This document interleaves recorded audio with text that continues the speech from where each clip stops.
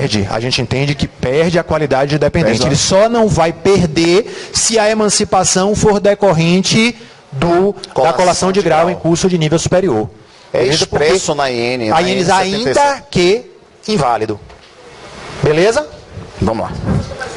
Vai lá. Se ele se emancipa antes de 21 anos, Perde. Mas se emancipou com 17 e antes de completar 21 anos, ele fica inválido, reverte? Não, porque quando ele se emancipou com 17, o que acontece? Perdeu a qualidade dependente. A invalidez posterior não vai fazê-lo retomar. Tanto é que o regulamento diz o quê? Que essa invalidez tem que ser anterior a qualquer das causas de emancipação. Porque se dos 21. Isso, dos 21. Perfeitamente. Pessoal, tem uma regra de ouro em relação a dependentes, que aí eu estou vendo que eu não tinha entendido sua dúvida inicialmente, mas tem uma regra de ouro em relação aos dependentes, é de que a qualidade de dependente, uma vez perdida, ela não se restabelece.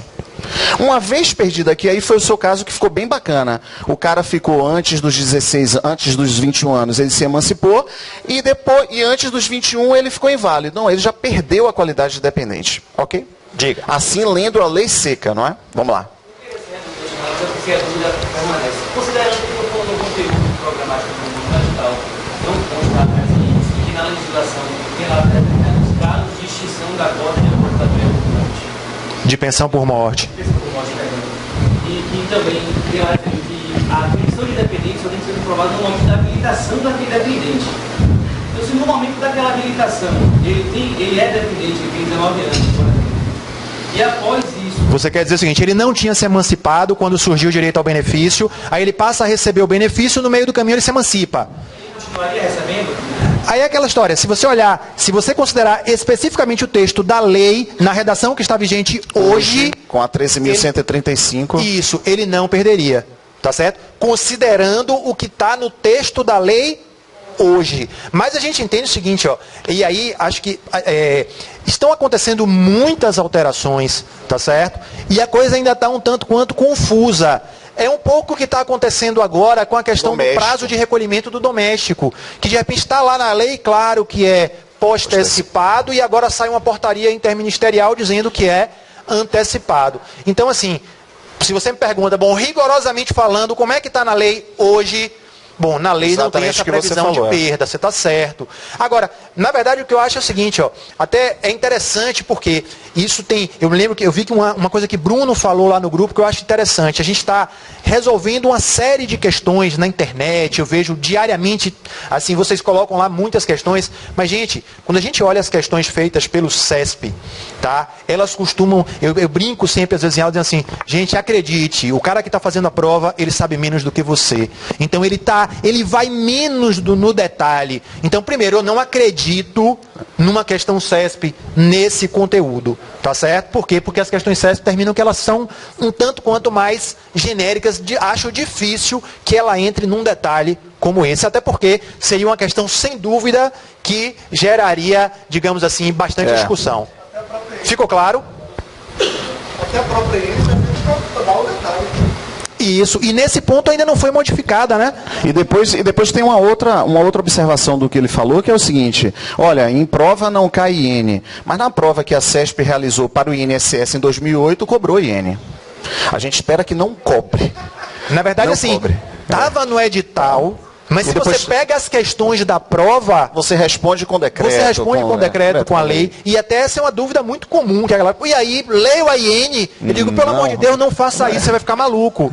Porque a IN, gente, o que é que acontece? A IN é quando o Bruno está lá, para fazer o concedendo o benefício, e o cara começou a trabalhar em 1965. Então não basta saber o que é hoje. Tem que saber o que foi de 65 para cá. Então, a IN vai trazer todo o histórico da legislação, 57 opções, assim, a gente não precisa disso para a prova. Condições práticas de trabalho. Você vai ganhar um livro. Condições práticas de trabalho. Condições práticas de trabalho, eu estou traduzindo aqui. Diga. Beleza? Mais ou menos? Assim, uma revisão rápida de segurados, dependentes. Agora a gente precisa fazer uma cacetada de questões até o intervalo. Vamos nessa? Vamos nessa. Vamos nessa. O pessoal já deve estar cansando. Vamos lá. Questão número 6, não é? Não tá não é? Não? Então tá bom. Então tá bom, vamos lá. Ele quis dizer que ele está um pouco cansado, tá, gente? Eu não estou cansado. Vamos lá. Questão número 6. A respeito do... Isso tá aí? A respeito do regime geral de previdência social, julgue o item a seguir.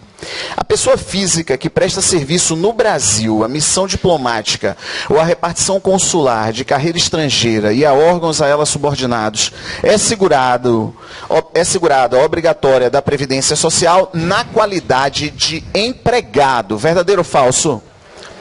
Verdadeiro ou falso? E, gente... Flaviano vai fazer uma consideração importante em relação a essa questão. Essa questão, o gabarito dela foi considerado correto. E eu digo a você o seguinte, que essa é talvez a maior armadilha do CESP. É dizer a regra pela metade, que foi o que aconteceu aqui. O que ele disse está certo, só que essa regra tem exceção. Excetuado quem? O não brasileiro sem residência permanente no país e o brasileiro que já seja amparado pela legislação previdenciária do país da respectiva missão diplomática, não é isso? A regra completa seria essa. O CESP disse só metade da regra e aí você fica na dúvida, meu Deus, marco errado porque ele não mencionou a exceção? O marco certo, porque ele considerou aqui, fez uma afirmação, fez uma afirmação genérica, nesse caso, valeu a generalidade. Mas aí você vai me perguntar, Flaviano, é sempre assim? Não, a gente vai ver casos onde assim, ele considera errado, porque não citou a exceção. Bem, a fundamentação é o artigo 11, a linha D, da Lei 8213. Então aí você chega em casa, dá uma consultada para ver e entender exatamente o que o Flaviano falou. Artigo 11, a linha D de dado. D de dado. Ou então, 8213. Eu falei 12? 8213. E artigo 9º, se quiser, repetido, a linha E, decreto 3048. Aí você vai lá dar uma lida para você mais ou menos entender como é que é a motivação aqui da CESP. Ela bota uma assertiva incompleta e ainda assim ela considerou correta. Vamos nessa. Questão de número 7. Em relação aos segurados do RGPS e seus dependentes, julgue o item subsecutivo. Aquele que, como contrapartida pelo desempenho das atividades de síndico do condomínio edilício onde resida, seja dispensado do pagamento da taxa condominial sem receber qualquer outro tipo de remuneração, enquadra-se como segurado facultativo do RGPS. Falso. Errado, porque veja, se ele está dispensado do pagamento da sua cota de condomínio, isso é considerado uma forma de remuneração. E tá aí certo? é enquadrado como contribuinte individual. Pessoal, as questões elas se repetem, não é? Quantas questões já caíram cobrando justamente sobre síndico de condomínio, não é? Se a gente for ver, essa questão deve ser 2014, 2015, enfim. Vamos lá, na questão número 8, diz assim, em relação aos segurados do regime geral, da Previdência e seus dependentes, julgue o item subsecutivo. A Lei de Benefícios Previdenciários prevê expressamente que o menor sob guarda do segurado filiado ao regime geral é seu dependente. Havendo discussão jurisprudencial a respeito do tema, dada a existência de normas contrárias no ordenamento jurídico nacional. Verdadeiro ou falso? Falso. Menor sob guarda deixou de participar do rol dos dependentes dos segurados lá em 1996. Ainda que haja discussão jurisprudencial, as pessoas entram na justiça querendo eleger ali como menor sob guarda para receber benefício, mas isso não valida a questão, ok? Perfeito. Beleza? É isso aí. Vai lá, Vancho. Qual é agora 9? É a 9. Bora. Em relação aos segurados do RGPS e seus dependentes, julgue o item subsecutivo. O fato de um dos integrantes do seu núcleo familiar desempenhar atividade urbana não implica, por si só, a descaracterização do trabalhador rural como segurado especial, devendo-se proceder à análise do caso concreto. Isso está correto. Porque isso é uma questão interessante que o CESP, ele tem, digamos assim, ele costuma fazer questões sobre isso. Vamos lá, a gente tem um grupo familiar que desenvolve atividade rural em regime de economia familiar, e aí um dos membros desse grupo passa a desenvolver uma atividade urbana remunerada. Ora, esse membro que passou a desenvolver atividade urbana, Perde. se ela não tiver no rol daquelas exceções, ele vai perder o enquadramento como segurado especial, mas isso não prejudica os demais membros do grupo familiar, que permanecem como segurados especiais. Tá certo? É tranquilo e é lógico, não é? Isso. Ainda que você tenha que ir na Lei 8213 para ver justamente quais são as atividades que não perde o enquadramento como segurado especial, não é? Tranquilo. Beleza, vamos lá. Questão 10. Em relação aos segurados do RGPS e seus dependentes, julgue o item subsecutivo. O bolsista remunerado, que se dedica em tempo integral à pesquisa, e o segurado recolhido à prisão sob regime fechado, e que, nesta condição, exerce atividade artesanal por conta própria dentro da unidade prisional, são segurados obrigatórios do RGPS. Falsos, são segurados facultativos. Beleza. Pessoal, a gente quando está em aula e a gente define ali o que é um segurado facultativo, a gente costuma dizer o seguinte: segurado facultativo é aquele que não exerce atividade laboral, em regra. Em regra. Porque se a gente for ver, não é? Esse último dispositivo, o cara está exercendo atividade artesanal. Não é? Aquele preso ele pode inclusive estar trabalhando para uma empresa com ou sem a intermediação da unidade carcerária e ainda assim será segurado facultativo. Então, muito cuidado nessa hora. Regra geral, o facultativo é justamente aquele que não exerce atividade laboral, excetuando essa situação do preso. Isso. E tem uma lógica, deixa eu só explicar aqui, Flaviano, vai lá, quer falar alguma coisa? Vai lá. Uma coisa também interessante para a gente fixar isso é lembrar, olha, o preso, trabalhe ou não, ele vai ser segurado facultativo. Perfeito. Ainda que ele trabalhe e receba ali um dinheiro em troca do seu trabalho, ele ainda assim é segurado facultativo. E pessoal, tem um motivo, tem uma motivação, porque isso é verdadeiro somente de 99 para cá. Porque se a gente for ver a legislação anterior, o preso que exercia a atividade era contribuinte individual. Então, de 99 para cá, a legislação foi sensível a essa realidade e fez, não, peraí, vamos trocar, vamos colocar ele como segurado facultativo. E por quê? Não no caso da atividade artesanal em si, mas ainda assim, porque seria exigido dele contribuição. Porque ele, como contribuinte individual, não é dada a opção de contribuir ou não contribuir, ele teria que contribuir. Então a legislação altera, mas mais especificamente por conta disso, ó, se um preso está trabalhando com a intermediação ou não da unidade carcerária, esse cara aqui é um preso, trabalhando para uma empresa. São determinadas empresas que vão lá no presídio e tomam a mão de obra dos presos. De certa forma, elas estão fazendo o quê? Uma atividade social, não é? Qual é a empresa que quer ficar contratando preso? Mais difícil, não é? Aí é uma empresa de bola. Aí contrata os presos para fazer a costura ali das bolas de couro e tal. Bem, essa empresa está contratando preso. Até 1999, esses caras eram contribuintes individuais. O que é que essa empresa deveria fazer? Cota patronal de quanto? 20%. Fora isso, obrigatoriamente, descontar deles 11%. Aí o que estava acontecendo? Na realidade, o que estava acontecendo? Essas empresas estavam deixando de existir. A empresa falou, eu não vou contratar preso e ainda ter contribuição a recolher. Daí a legislação veio e falou o seguinte, empresa, continue, porque esse cara deixa de ser facultativo, deixa de ser contribuinte individual, passa a ser facultativo, então, portanto, você não deve. Ele vai fazer, às vezes, mais ou menos de um estagiário, digamos assim. Então, portanto, importante, o segurado facultativo tem a exceção do preso que trabalha. Beleza? Tudo massa? Questão de prova, não é? Foi questão de prova. Tem uma dúvida lá? De lá.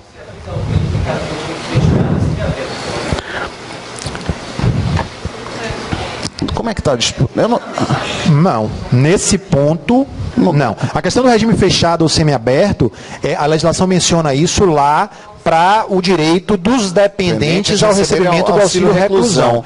Mas, assim, pela minha lembrança aqui agora, nesse ponto, a legislação não limita a regime fechado ou semiaberto, não. Ele fala só, ele tem que ver a disposição legal, não é? Olha só, do ponto de vista lógico, eu até acho razoável que seja assim, mas do ponto de vista da disposição da lei, eu acho que nesse ponto não tem a restrição a regime fechado e semiaberto, não. Mas aí a gente tem que dar uma olhada para responder com mais precisão. Eu acho que não. Ver o dispositivo, Tá certo? eu também acho que não. Não fala lá de regime fechado ou semiaberto, enfim. Vamos lá, essa é a questão número... Agora é a 10. Diz assim... Não, agora é 11. É a 11? Então vai, diz assim... Vamos lá. No que se refere ao regime geral de previdência social, julgue o item a seguir.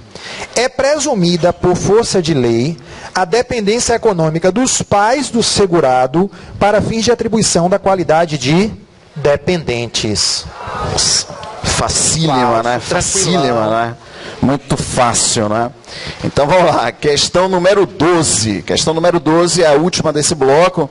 Diz assim: a respeito das normas que tratam dos segurados do regime geral e dos regimes próprios de previdência, essa parte de regime próprio aí a gente já não se interessa tanto, e de seus dependentes, assinale a opção correta. Então vamos lá. Atendidas as condições previstas na lei de regência, é possível a filiação de estrangeiros ao regime geral. Papito. Meu pai, né? Meu pai é italiano, veio para o Brasil como padre. Eu sou filho de padre. Aí quando eu era pequeno, o último a chegar é a mulher do padre. Eu tire minha mãe dessa porra. Tire minha mãe dessa brincadeira. Era assim no interior. O último a chegar é a mulher do padre. Minha mãe, é minha mãe. Aí resultado, meu pai chegou aqui italiano padre, se engraçou com a baiana. Aí resultado, largou tudo, ficou doido. E aí começou a trabalhar. Pois então, ele é italiano, trabalhou, contribuiu para o regime geral e hoje é aposentado. Quem concedeu foi Bruno. A aposentadoria dele. Quem concedeu foi Bruno. Foi. E ainda aplicou o fator previdenciário em 1,40. Então vamos lá. Então aqui diz assim, não é? Então, atendidas as condições previstas na lei de regência, é possível a filiação de estrangeiros ao regime geral, verdade. Entre os brasileiros natos ficam excluídos deste regime todos os servidores civis ocupantes de cargo efetivo da União, dos Estados, do Distrito Federal ou de municípios. E aí, está errado por quê? Porque a gente precisa lembrar o seguinte, que nem todo servidor que ocupa um cargo efetivo está efetivamente vinculado a um regime próprio de previdência social. O que faz a exclusão do RGPS não é o fato de ser servidor efetivo, é o fato de estar vinculado a um regime próprio. A gente sabe que a União tem regime próprio para os efetivos, todos os estados têm, mas nem todos os municípios têm. Naqueles municípios onde não há regime próprio, então, o servidor efetivo, ele fica vinculado ao regime geral, na categoria de segurado que? Empregado. Letra B. Então a letra A é falsa, letra B. A Constituição... Peraí, rapidinho. Oi. Diga lá. Se não tivesse Bem, digamos que se não tivesse município e todas as outras assertivas fossem da mesma forma, a gente teria que encontrar algum erro ainda nela, não é? Porque tem uma outra resposta à questão, que é a letra D. Então vamos imaginar que seja questão de prova. E ela está propondo isso aqui, ó, sem município aqui. Bem, aí a letra da questão correta é letra D, e essa não tem dúvida. A gente teria que tentar buscar um erro nessa questão. Dá para forçar um erro aqui? Na verdade, ainda assim eu considero que ela estaria errada. Também. Porque, veja, o Estado, de fato, todos os Estados têm. Mas, por exemplo, nada impede que amanhã uma lei estadual revogue o regime próprio dos servidores do Estado da Bahia e transfira todos para o RGPS. Embora não seja uma realidade fática, mas isso é possível. Então, ocorrendo essa situação, a alternativa seria errada. Portanto, eu acho que ainda que tirasse o município, estaria errado. Fora isso, pode haver, não há impedimento de desmembramento de Estado, como aconteceu com o Tocantins, não é? Então pode haver um desmembramento, um novo Estado criado ainda não ter regime próprio de previdência. Então todos os servidores que foram deslocados para aquele Estado vão ficar vinculados ao regime geral. Isso Bem, aí. o que outra, digamos que isso fosse questão de prova, que outra situação eu poderia ver aqui como uma possibilidade de erro? Porque eu ficaria em dúvida entre a letra A e a letra D, que é a resposta. É de que todos os servidores estariam necessariamente excluídos. Isso de todo também não é verdade, se a gente for numa interpretação. Porque Flaviano é servidor ocupante de cargo efetivo e ele participa do regime geral. Porque tem atividade concomitante. É forçar, não é? É forçar. Okay. Então, a rigor... Mas enfim, esse aí já é viajar na questão, ela está mais fácil do que isso, não é? Ela está mais fácil do que isso. Então vamos lá, na letra B diz assim, a Constituição faculta, olha que onda, a filiação ao regime geral ou ao respectivo regime próprio aos servidores da União, Estado, Distrito Federal ou de município que ocupem exclusivamente cargo em comissão, cargo temporário ou emprego público. E aí, falso. E por quê? Beleza, não tem faculdade nenhuma. Isso é segurado obrigatório do RGPS. Em que categoria? Empregado. Lembrando, uma coisa legal, todos esses outros servidores que não estejam vinculados a regime próprio, então, o servidor que ocupa exclusivamente cargo em comissão, o servidor que ocupa cargo temporário, o servidor que ocupa cargo eletivo, como é que é a vinculação deles? É aqui ao regime geral, na categoria de empregados. Ok? Lembrando que no caso do cargo eletivo, salvo se ele já estiver vinculado a um regime próprio por conta de algum cargo efetivo, ok? Letra C. O pequeno produtor rural que exerça suas atividades em regime de economia familiar será filiado obrigatório do regime geral de previdência na condição de segurado especial, enquanto seus filhos maiores e cônjuges que trabalhem na mesma condição serão filiados obrigatórios do regime geral como empregados. Falso e fácil, não é? É falso e fácil. Estão todos eles enquadrados como segurado empregado, desde que haja comprovação de exercício de atividade efetiva. Segurados especiais. Como eu falei o quê? Empregado. Opa, desculpem. Segurados especiais. Pula a letra D, vamos na letra E. Os beneficiários do regime geral classificam-se como segurados e dependentes. A lei, entretanto, disciplina a inscrição apenas dos segurados, ficando seus dependentes dispensados da inscrição, mesmo no momento do requerimento do benefício a que fizerem jus. Que onda é essa? Não é? A pessoa faz. Como é que é essa parte? Eu não sei como é que você faz quando você está dando a parte de inscrição de segurados, inscrição de dependentes. Eu costumo dizer que inscrição de dependente é o assunto mais rápido de ser dado. É uma única frase, não é? Não há inscrição de dependente com finalidade meramente declaratória, ou seja, o dependente ele somente se inscreve quando do requerimento, quando do fato gerador da concessão do benefício, pensão por morte ou auxílio reclusão. A Previdência, agora olha que interessante, a Previdência, isso é verdadeiro, ou seja, a Previdência, Bruno lá não tem nos computadores da Previdência quem são os dependentes dos segurados. Lá nos computadores da Previdência, no Cadastro Nacional de Informações Sociais, tem quem são os segurados. Está todo mundo lá. Com a remuneração, com contribuição, a depender de tipo de segurado, está tudo lá. Mas a Previdência não sabe quem são os dependentes e não precisa saber. A rigor é isso. Mas isso não é verdadeiro desde sempre, não. Isso mudou de 2002 para cá. Então, até 2002, a Previdência mantinha a informação de dependentes. Mas a vida ela é dinâmica, não é verdade? Então, o cara lá atrás era casado, João e Maria. Mas Maria já largou João, já está com outro cara, não tem pensão alimentícia nem prestação de alimentos. Para que zorra a Previdência queria saber que Maria era casada com João, se ela já perdeu a qualidade de dependente? Aí João tinha um filho, Pedro, 10 anos, mas passados 11 anos... Pedro já perdeu a qualidade de dependente. Então é claro que a Previdência não precisa ser conhecedora de quem são os dependentes do segurado, exceto quando da hora da concessão do benefício. Ok? E mais, né? Como é que é? Para fins... com finalidade meramente declaratória. E isso é interessante, gente, isso que Ítalo falou, porque é o seguinte, lembra quando ele colocou ali os dependentes, que ele disse, olha, direito previdenciário é direito público, as relações decorrem da lei. Ora, então para que eu vou pedir que o segurado declare quem são os seus dependentes, se a declaração dele não vai ter efeito, porque o que vale é o que está na lei? Aí ele diz, meus dependentes são minha esposa, meu filho, enfim, um menor que eu tenho sob guarda. Não. Porque define quem são os dependentes, são aqueles que estão previstos na lei. Então, a inscrição do dependente é feita